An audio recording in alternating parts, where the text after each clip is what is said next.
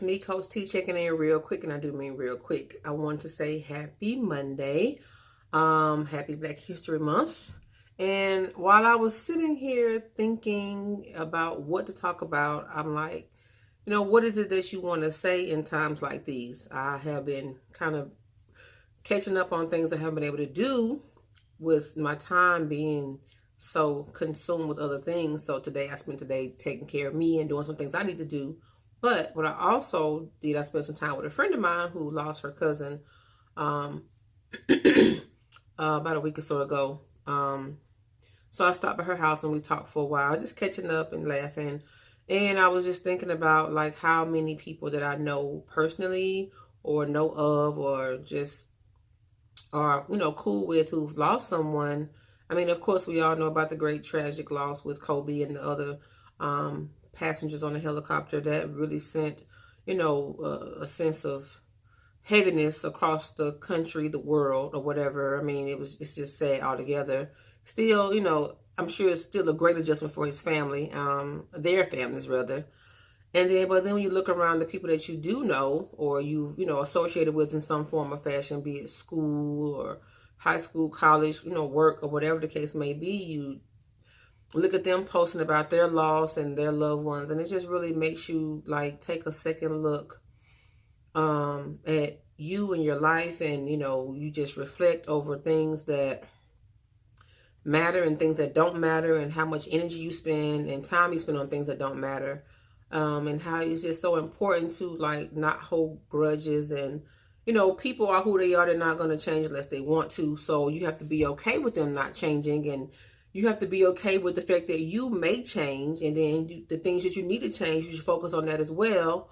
But my point is this is like how long are we going to go? Like I could have easily just put the cards that I took to my friend in her mailbox and be like, hey girl, I put some cards in your mailbox. I'm like, are you home? And she said, she's like, I'll be there this time, blah, blah, blah. And we just sat and talked. And it's like, you don't have to say a whole lot, but you just say enough or just your presence. And we've gotten away from that as a society. And I mean, life happens and things you can't prevent. But if you have opportunity to just drive and see that person or stop by, call instead of texting, or whatever, just to be more personable, then we should take time to do that, to call and say hello. I mean, it's good to check in through a text, but pick up the phone. Don't always assume just because that person is the one who's always the strongest or that person is the one who always seems to have it together. I made a post about last week and I was like, just a smile doesn't mean that the pain isn't in existence, so you just never know what people deal with, and we all are overcoming or bouncing back or working through or growing through or whatever situations, would be it personal, like you as a, individually or someone that you're connected to. We have to find a balance and, know how much you have to give, and then you have to know when to pull back.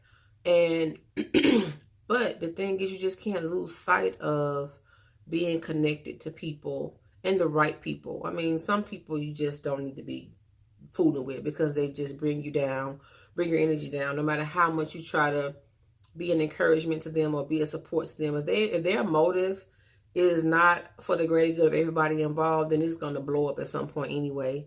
And oftentimes we know it, we just waiting for it or hoping that it won't turn out that way or be that way. But nobody's ever totally oblivious to the foolishness. But you just make a decision that I'm not going to entertain it anymore. You just move on and you work your way through it and heal through it, grow through it, whatever. But I'm just saying a lot, but not a lot, but a lot. But my point is this, like, you just never know. Like, you don't know when the last time you're going to be able to talk to that person or see that person or be around that person, or you don't want your last moment with that person to be, one of hostility and hate and anger and cussing and fussing, and you just want to be able to like be okay and be at peace. And I know for me in my life right now, with some different transitions that I've gone through, things that I knew and didn't act on, and just whatever, the details aren't always important, but I'm at peace. I sleep at night. I sleep well at night. I don't think twice about some things. I don't have any regrets. You can let your emotions get in the way and they can have you thinking and doing certain things, but really you just take ownership You count the cost, you count the loss, you take the lesson, learn the lesson, take the lesson, and you keep moving. So, it's just like, because in this life, we don't know when our last moment will be. The last opportunity to hug somebody, the last opportunity to say I love you, or hey girl, hey, or hey dude, what's up, what you doing, or how are things going. You can't look at a post on social media, or you can't look at a comment or words or a picture, even a picture, and just assume that, oh, okay, they good. You don't know, because people, for me sometimes I'm like, it's not my nature to look a certain way, but you have to know a person to know where they are. And so if you're not paying attention, you could be so busy looking that you can't see what I'm trying to say. So it's good to check in. But if you know a person, doesn't matter what they post or what picture they do or what comment they make, when you know them, you can feel their energy. You can pick up on something they said or didn't say, or do or didn't do. And you know that you need to reach out. And then if you be led by your, discernment and intuition, which is a whole other thing, then you will know that that's not leading you wrong. So act upon it. I've learned to not ignore when that comes upon me, a person's face or name or whatever, because you just never know. And I pray that if I come across someone in that same manner, that they do the same thing for me. Because shoulda, coulda, woulda, and I wish I had her, and dang, well, the last thing we said, and then you have all these regrets, and you have to work through all those emotions on top of the emotions that come with losing someone. So it's just better to make amends and make peace. And if that person or people or whomever is not receptive of what you're trying to give, don't worry about it. You did what you needed to do, and you keep moving. And let God and the universe and karma or whatever, let that handle that part. You just do your part, and you be at peace, and you walk in comfort. You walk in love and forgiveness, heal, and keep it moving. But just don't take life for granted. Don't take friendships for granted. Don't take people for granted. We have to be careful for nothing, because you just never know when your last moment will be. We're not always right. Even if we are, we won't have to always defend it. You just be like, oh, okay. And you keep moving, because the truth always comes out. It always sets us free. And it can't be changed. Like facts, like God. He's unchangeable. He doesn't change. I don't care what happens around us. He is the same. He is consistent, and he's all consuming. So sometimes it's the hard thing to do, but we have to let him handle our lightweight, and let him handle you too. Because sometimes we ourselves can be a bit much.